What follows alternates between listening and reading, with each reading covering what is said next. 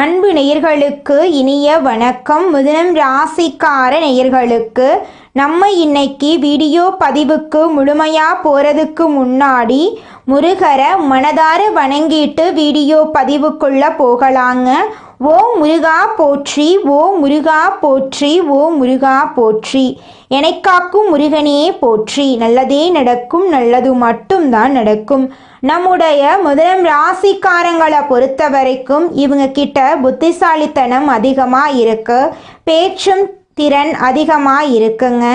இவங்க கிட்ட communication level அதிகமாக இருக்கு. இவங்களுடைய பேச்சு அடுத்தவங்களின் மனசை கவரக்கூடிய பேச்சாக இருக்கும். சமுதாயத்தில் மிகப்பெரிய பிரபலமாக இவங்க இருப்பாங்க. அதிகம் யோசிக்கக்கூடியவங்களாக இவங்க இருக்காங்க. இவங்க காதலில் ஆழம் கொண்டவங்களாக இருப்பாங்க. குடும்பத்தின் மீது அதிக பாசம் கொண்டவங்களாக இருக்காங்க. செய்யக்கூடிய தொழிலை ஆர்வத்தோடு செய்யக்கூடியவங்களாக இருக்காங்க நம்மளோட மிதுனம் ராசிக்காரங்க. இவ்வளவு அருமையான நற்குணங்களை கொண்ட மிதுனம் ராசிக்கார அன்பர்களே, எல்லாரும் ஆரோக்கியமாக இருக்கீங்களா? ஏங்கம்மா நீங்கள் வர எங்களை பார்த்து இப்படி ஒரு கேள்வி கேட்குறீங்களே? எங்கள் வாழ்க்கையில் இருக்கக்கூடிய பிரச்சனைகளை பார்த்தா ஆரோக்கியமாக சந்தோஷமாக வாழ்கிற மாதிரியா தெரியுது. நாங்களே ஒவ்வொரு நாளும் எப்படி வாழ்கிறதுன்னு தெரியாமல் முடிச்சுக்கிட்டு இருக்கோம் அப்படின்னு உங்கள் மனசில் நினைக்கிறது புரியுதுங்க மிதுனம் ராசிக்காரர்களே. உங்கள் வாழ்க்கையில் இருக்கக்கூடிய இந்த கஷ்டத்துக்கெல்லாம் இனி வரக்கூடிய காலங்களில் தீர்வு கிடைக்க போகுது. உங்கள் வாழ்க்கையில் நிம்மதியும் சந்தோஷமும் நிலைச்சிருக்க போகுது. உங்கள் வாழ்க்கையில் இதுநாள் வரைக்கும் இருந்த அனைத்து பிரச்சனைகளுக்கும் தீர்வு கிடைக்க போகுது. திருமண வயதில் இருப்பவர்களுக்கு திருமணம் நடக்க போகுதுங்க. குழந்தை பாக்கியம் இல்லாதவர்களுக்கு குழந்தை பாக்கியம் கிடைக்க போகுதுங்க. பூர்வீக சொத்து ரீதியாக இருந்த அனைத்து பிரச்சனைகளுக்கும் தீர்வு கிடைக்க போகுது. உங்களுக்கு வரவேண்டிய பூர்வீக சொத்து உங்கள் கையில் வந்து சேரப்போகுதுங்க. நீங்கள் புதுசாக நிலம் வாங்க போகிறீங்க, வாகனம் வாங்க போகிறீங்க, நகை வாங்க போகிறீங்க. உங்களை விட்டு பிரிந்து சென்ற உறவுகள் எல்லாருமே இனி வரக்கூடிய காலங்களில் உங்களை தேடி வரப்போகிறாங்க. உங்களுடைய படிப்புக்கும் தகுதிக்கும் ஏற்ற மாதிரி நல்ல வேலையெல்லாம் உங்களுக்கு கிடைக்க போகுதுங்க. உங்களுடைய உடல்நிலை ஆரோக்கியமாக இருக்க போகுது. குடும்பத்தில் சந்தோஷம் நிலைச்சிருக்க போகுதுங்க. ஜோதிட சாஸ்திரத்தில் 3வது அமைந்துள்ள ராசி தாங்க நம்மளோட மிதுனம் ராசி. நம்மளோட மிதுனம் ராசிக்காரங்க தைரியசாலியாக இருப்பாங்க.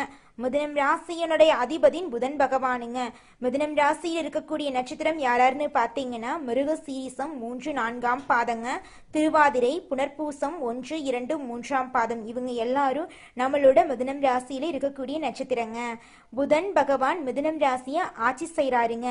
நம்மளோட மிதுனம் ராசிக்காரங்களுக்கு நட்பு ராசியா இருக்கக்கூடியவங்க யாராருன்னு பார்த்தீங்கன்னா ரிஷபம், கன்னி, துலாம். இவங்க எல்லாரும் நம்மளோட மிதுனம் ராசிக்காரங்களுக்கு நட்பு ராசியா இருக்காங்க.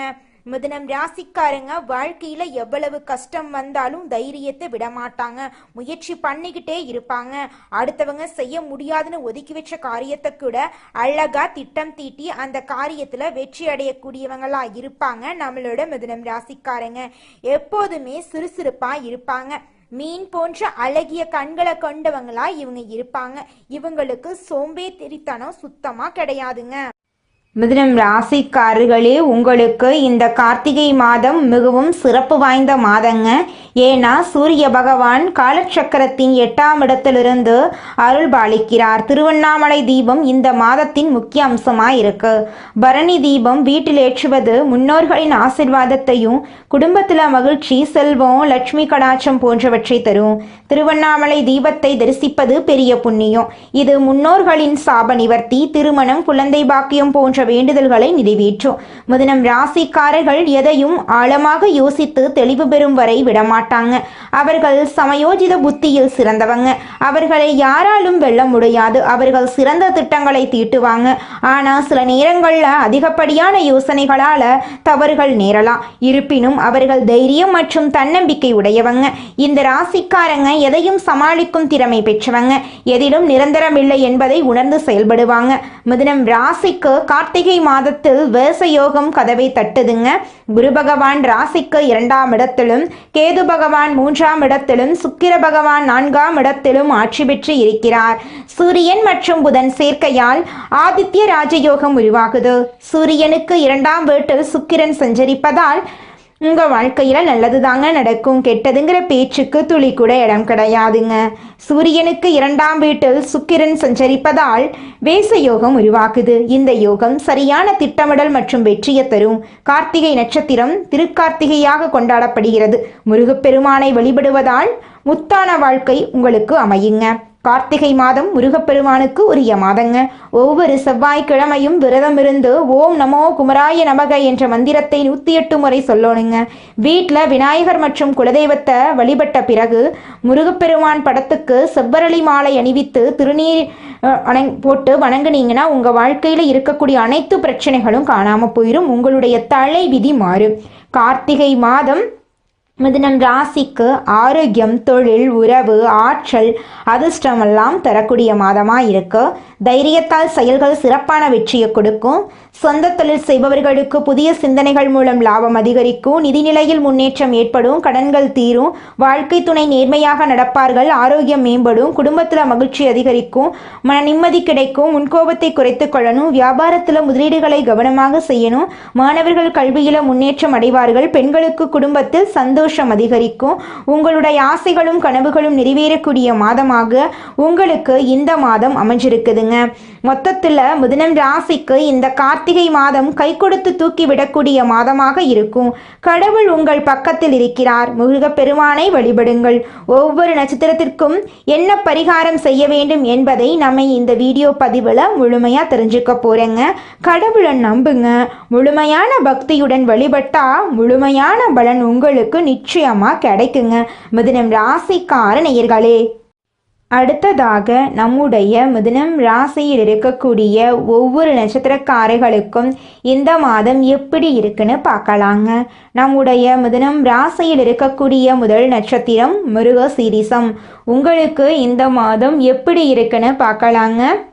மிருகசீரிஷம் நட்சத்திரத்தில் 3ஆம் மற்றும் 4ஆம் பாதத்தில் பிறந்தவங்க இந்த கார்த்திகை மாதம் அதிர்ஷ்டமான மாதமாக இருக்கும். சனி பகவானால் செல்வாக்கு உயரும். புதிய பொறுப்புகள் கிடைக்கும். தொழில் வியாபாரத்தில் வருமானம் அதிகரிக்கும். உடல் பாதிப்புகள் விலகும். வழக்குகள் சாதகமாகும். வேண்டுதல்கள் நிறைவேறும். செவ்வாய் பகவானால் குடும்பத்தில் நெருக்கடிகள் ஏற்படலாம். முருகப்பெருமானை வழிபட்டால் சரியாகும். ராசிநாதன் புதன் வக்ர நிவர்த்தி அடைவதால் சிந்தித்து செயல்பட வேண்டும். பணவரவு குறை இருக்காது. புதிய ஒப்பந்தங்கள் கிடைக்கும். வெளிநாட்டு தொடர்புகள் சாதகமாக இருக்கும். உங்களுடைய ஆசைகளும் கனவுகளும் நிறைவேறுங்க. அடுத்ததாக நம்முடைய மிதுனம் ராசியில் இருக்கக்கூடிய நட்சத்திரம் திருவாதிரை. உங்களுக்கு இந்த மாதம் எப்படி இருக்குன்னு பார்க்கலாங்க. திருவாதிரை நட்சத்திரத்தில் பிறந்தவர்களுக்கு இந்த கார்த்திகை மாதம் யோகமான மாதமாக இருக்கும். சூரிய பகவான் 6ஆம் இடத்தில் சஞ்சரிப்பதால் செல்வாக்கு உயரும். நினைத்த வேலை நடக்கும். எதிரிகள் விலகுவாங்க. வியாபார தடைகள் நீங்கும். அரசு வழியில் எதிர்பார்த்த அனுமதி கிடைக்கும். அரசியல்வாதிகளுக்கு செல்வாக்கு உயரும். சனி பகவான் நெருக்கடிகளை விலக்கி வருமானத்தை பெருக்குவார். குடும்பத்தில் எதிர்பார்ப்புகள் பூர்த்தியாகும். சொத்துக்கள் சேரும். மாணவர்கள் கல்வியில் ஆர்வம் காட்டுவாங்க. துர்க்கை அம்மனை தினமும் வழிபட கைவிட்ட காரியங்கள் கூட கைகூடும். அடுத்ததாக நம்முடைய மிதுனம் ராசியில் இருக்கக்கூடிய நட்சத்திரம் புனர்பூசம் நட்சத்திரத்தில் 1ஆம் பாதம், 2ஆம் பாதம், 3ஆம் பாதம். உங்களுக்கு இந்த கார்த்திகை மாதம் முன்னேற்றத்தை தரக்கூடிய மாதமாக இருக்கு. குரு பகவானின் வக்ரம் வீண் செலவுகளை குறைக்கும். சூரிய பகவான் முன்னேற்றமான பலன்களை கொடுப்பார். திறமைகள் வெளிப்படும். வருமானம் அதிகரிக்கும். உத்தியோகத்தில் இருந்த பிரச்சனைகள் முடிவுக்கு வரும். சனி பகவானின் பார்வை தைரியத்தை அதிகரிக்கும். வம்பு வழக்குகள் சாதகமாகும். புதிய ஒப்பந்தங்கள் கிடைக்கும். வங்கியில் கேட்ட பணம் கைக்கு வரும். புதிய வேலைகள் பொன்னாக மாறும். குடும்பத்தில் நெருக்கடிகள் விலகும். நரசிம்மரை அனுதினமும் வழிபாடு செஞ்சீங்கன்னா நன்மைகள் அதிகரிக்கும். உங்களுடைய கனவுகளும் ஆசைகளும் நிறைவேறும். படிச்சு முடிச்சுட்டு வேலை தேடிட்டு இருக்க இளைஞர்களுக்கு படிப்புக்கும் தகுதிக்கும் ஏற்ற மாதிரி நல்ல வேலையெல்லாம் கிடைக்க போகுதுங்க. உங்கள் வாழ்க்கையில் இந்த மாதம் மேலும் நல்லதெல்லாம் நடக்க நீங்கள் செய்யக்கூடிய பரிகாரம் என்னென்னு பார்த்தீங்கன்னா, உங்கள் வீட்டுக்கு பக்கத்தில் இருக்கக்கூடிய முருகர் ஆலயத்துக்கு போயிட்டு முருகரை மனதார வணங்கிட்டு வாங்க. உங்கள் வாழ்க்கையில் இருக்கக்கூடிய அனைத்து பிரச்சனைகளும் காணாமல் போயிருங்க. உங்களுடைய எண்ணம் போல உங்கள் வாழ்க்கையில் நல்லது மட்டும்தாங்க தாங்க நடக்கும். ஓ முருகா போற்றி, ஓ முருகா போற்றி, ஓ முருகா போற்றி, என்னை காக்கும் முருகனே போற்றி. நல்லதே நடக்கும், நல்லது மட்டும்தான் நடக்கும். குலதெய்வம் எங்கேயோ இருக்குது, என்னமோ இருக்குது அப்படிலாம் நீங்க நினைக்க வேண்டாங்க. நீங்க எங்கிருந்தாலும் ஒரு தீபம் ஏத்தி வச்சு அந்த தீப ஒளியில தெய்வங்கள் இருக்கிறாங்க அப்படின்னு நினைச்சு வழிபாடு செய்யுங்க.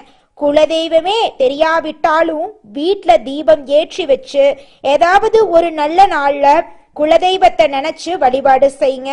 குலதெய்வ வழிபாடு குலம் காக்குங்க, குலம் தலைக்கும். முதல்ல குலதெய்வம், அப்புறம் இஷ்டப்பட்ட தெய்வம், அப்புறம் உங்களுக்கு விருப்பப்பட்ட தெய்வங்க. எந்த கோயிலுக்கு போனாலும் என்ன பண்ணாலும் ஏற்றமில்லை அப்படின்னு நீங்க சொல்லுவீங்க. தினமும் எந்திரிச்ச உடனே சூரிய பகவான நமஸ்காரம் பண்ணுங்க. அவங்களுடைய அனுகிரகம் இருந்தா போதும்.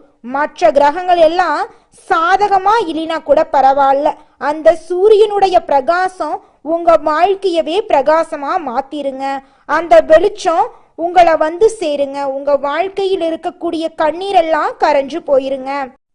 நம்மளுடைய மிதுனம் ராசிக்காரங்க இரட்டைத்தன்மை உடையவங்களா இருக்காங்க. முடிவெடுக்கிறதுக்கு முன்னாடி பல முறை யோசிக்கிறாங்க. மற்றவங்க தப்பா பேசிடக்கூடாது அப்படிங்கிறத ரொம்பவும் கவனமா இருக்காங்க. தன்னம்பிக்கை குறைஞ்சு கஷ்டங்கள் நிறைந்த வாழ்க்கையை இவங்க வாழ்ந்துட்டு இருக்காங்க. இனி வரக்கூடிய காலங்கள்ல இவங்களுடைய வாழ்க்கையில இவங்க எண்ணம் போலவே வாழ்க்கை சிறப்பா இருக்க போகுதுங்க.